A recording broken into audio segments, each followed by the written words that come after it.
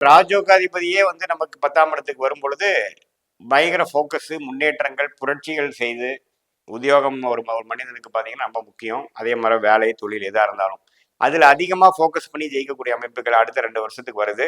வேலை தொழிலில் வந்து ஒரு பெரிய மாற்றத்தையும் ஒரு பெரிய ஒரு விஷயத்தை கொண்டு வரக்கூடிய அமைப்புகள் கொடுக்குறார். சில விஷயங்களை முடிவெடுக்கிறது, அது எல்லாமே நடக்கக்கூடிய ஒரு ஜெயிக்கக்கூடிய அமைப்புகளே தான் மைண்ட் இருக்கு. மாற்றத்தை கொடுக்கக்கூடிய ஒரு அற்புதமான ஒரு விஷயத்துக்கு ஒரு அருமையான பிரில்லியண்டான ஒரு ஐடியாஸ்.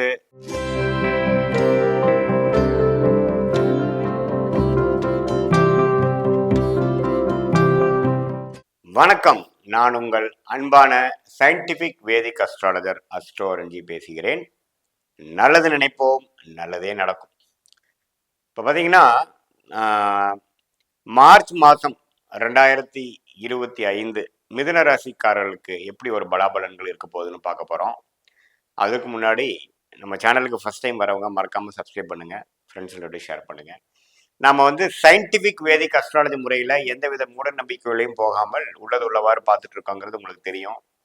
அதாவது பரிகாரங்கள், அது மாதிரி அதாவது உண்மைக்கு மரணான விஷயங்கள், சயின்டிஃபிக் அடிவைப்பில் அறிவியல் சார்ந்த முறையில் இல்லாத விஷயத்துக்குள்ள நம்ம போகாமல் நாம் செய்த போன ஜென்ம கர்மா, பிற பறவைகள் நாம் செய்த கர்மா வந்து இந்த ஜென்மத்தில் வந்து எப்படி ஒரு தாக்கத்தை கொடுக்க போகிறதுங்கிறது நம்மளோட ஜாதகத்தில் இருக்கக்கூடிய கிரகங்கள் பொறுத்து நம்ம எந்த ராசியில பிறந்திருக்கோம், என்ன நட்சத்திரத்துல பிறந்திருக்கிறோம் வைத்து அமைகிறது உங்களுக்கு தெரியும். அந்த அடிப்படையில மிதுன ராசிக்காரர்களுக்கு 2025 மார்ச் மாதம் எப்படி ஒரு பலன்கள் கொடுக்கக்கூடிய ஒரு மாதமாக இருக்குதுன்னு பார்க்கும் பொழுது, ஆண்டு கிரகம் என்று சொல்லப்படுகிற குரு 12ஆம் இடத்திலே நீடித்திருக்கிறார், ராகு 10ஆம் இடத்தில் நீடித்திருக்கிறார், கேது குருவின் பார்வையில 4ஆம் இடத்திலே நீடித்திருக்கிறார். இப்ப பாத்தீங்கன்னா சனி 2025 மார்ச் 29ஆம் தேதி கடந்த 2.25 வருஷமாக கும்பத்தில் இருந்த சனி மாதத்தின் இறுதியில் மீனத்துக்கு இடம்பெயர்கிறார். ஸோ இந்த பயிற்சி வந்து ஒரு அருமையான பயிற்சி மிதுன ராசிக்காரர்களுக்கு. ஏன்னா பாக்கியத்தில் இருக்கக்கூடிய சனி 10ஆம் இடத்துக்கு போனாலும் வேலை தொழில் விஷயத்துல நம்ம என்ன கர்மா செய்யணும்னு நம்ம இந்த ஜென்மத்தை பிறந்தோமோ அந்த விஷயத்தை ரொம்ப ஆர்வமாக ரொம்ப ஃபோக்கஸ்டாகவும், ஏன்னா ராஜோகாதிபதியே வந்து நமக்கு 10ஆம் இடத்துக்கு வரும் பொழுது பயங்கர ஃபோக்கஸ், முன்னேற்றங்கள், புரட்சிகள் செய்து நம்ம வாழ்க்கையில தொழில் வேலை விஷயத்துல நம்ம ஸ்டேட்டஸ், அதாவது உத்தியோகம் புருஷராட்சணங்கிறாங்க. உத்தியோகம் ஒரு மனிதனுக்கு பார்த்தீங்கன்னா ரொம்ப முக்கியம். அதே மாதிரி வேலை தொழில் எதா இருந்தாலும் அதில் அதிகமாக ஃபோக்கஸ் பண்ணி ஜெயிக்கக்கூடிய அமைப்புகள் அடுத்த 2 வருஷத்துக்கு வருது. சனி 10ஆம் இடத்துக்கு மிதுன ராசிக்கு வரதுனால அதுக்கு வேணுங்கிற ஆரம்பகட்ட பிளாட்ஃபார்மை, அடிப்படை விஷயத்தை கொடுக்கக்கூடிய ஒரு மாதமாக மார்ச் மாதம் 2024 மிதுன ராசிக்காரர்களுக்கு இருக்க போகுதுங்கிறது நீங்க தெரிஞ்சுக்கணும். ஏன்னா சனி வந்து 10ஆம் இடத்துக்கு மாதத்தின் கடைசியில வந்து இடம்பெறுகிறார். இப்ப மாத கிரகமாகிய சூரியனே பாத்தீங்கன்னா 9ஆம் இடத்துல கும்பத்துல வந்து 14ஆம் தேதி வரைக்கும் இருந்து 15 மார்ச் அப்படிங்கிற செகண்ட் ஹாஃப்ல இருந்து பாத்தீங்கன்னா அவரும் 10ஆம் இடத்துக்கு போய் வேலை தொழில வந்து ஒரு பெரிய மாற்றத்தையும் ஒரு பெரிய ஒரு விஷயத்தை கொண்டு வரக்கூடிய அமைப்புகள் கொடுக்கிறார்.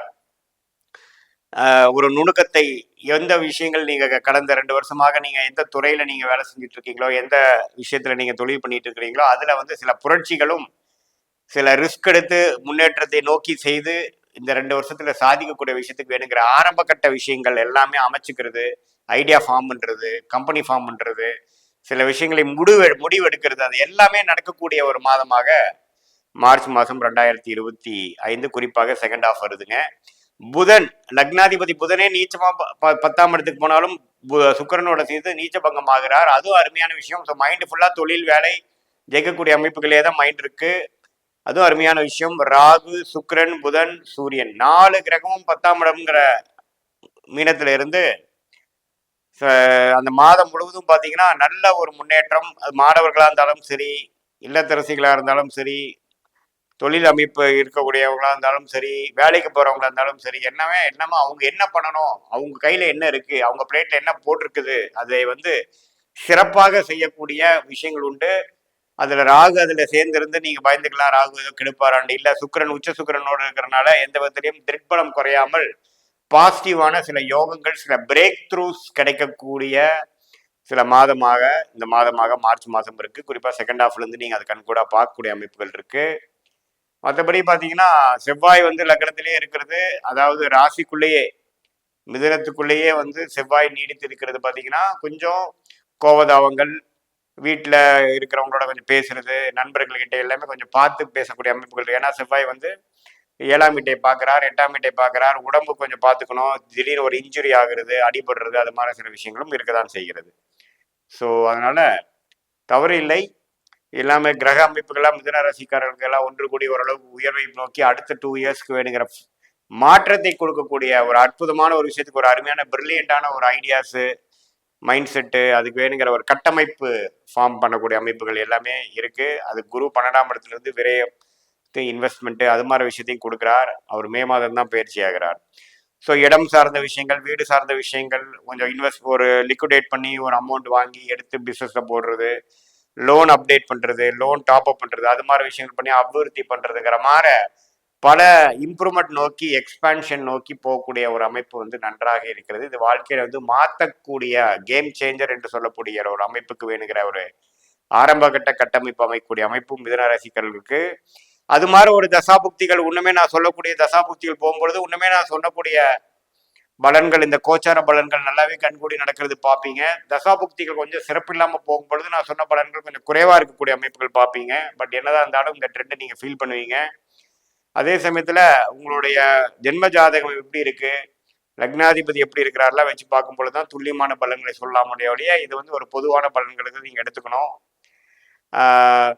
இப்போ நான் சொன்ன அமைப்புகள் தசாபுக்தியில் சிறப்பாக இருக்கும் பொழுது நம்ம சொன்ன பலன்கள் இன்னுமே தூக்கலாக நீங்க இருக்கக்கூடிய அமைப்புகள் நீங்க பார்க்கக்கூடிய அமைப்புகள் இருக்கு. அதுக்கப்புறம் பார்த்தீங்கன்னா ஏப்ரல் மேல வந்து ராகு கேது பயிற்சி, குரு பயிற்சியெல்லாம் வந்து ஓரளவுக்கு சாதகமான பயிற்சிகளாக தான் மிதுன ராசிக்கு இருக்கிறாங்க. அதுக்கு வேணுங்கிற நல்லாவே ஒரு ப்ளசன்ட் சர்ப்ரைசஸ், ஒரு ஃபவுண்டேஷனை கொடுக்கக்கூடிய மாதமாக மார்ச் மாதம் இருக்குதுன்னு நம்ம தெரிஞ்சுக்கணும்.